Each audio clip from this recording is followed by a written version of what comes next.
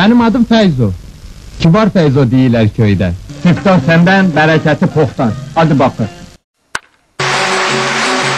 Yatırdım dam üstüne, yatırdım dam üstüne. İrkildim düştüm can sesine, irkildim düştüm can sesine. Havar can Hatice, gözleri ceylan Hatice. Havar can Hatice, gözleri ceylan Hatice.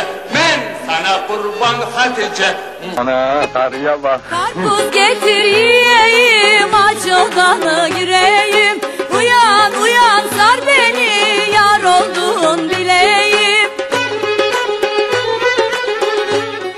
Ağzımın sakızı şişirip arsız patlatıyor. Biz böyle mi gördük babamızdan, eli güne rezil olduk. Yeni adet gelmiş eski köye, bak dostlar mahvoldu. Ez berfim lelenar lelenar. Ez berfim lelenar güzel Ali. Ez berfa çengi sorum lelenar.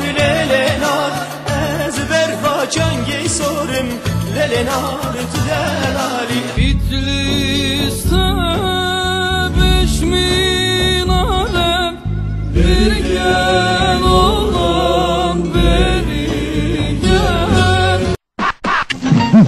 Cilvelenme şırpıntı.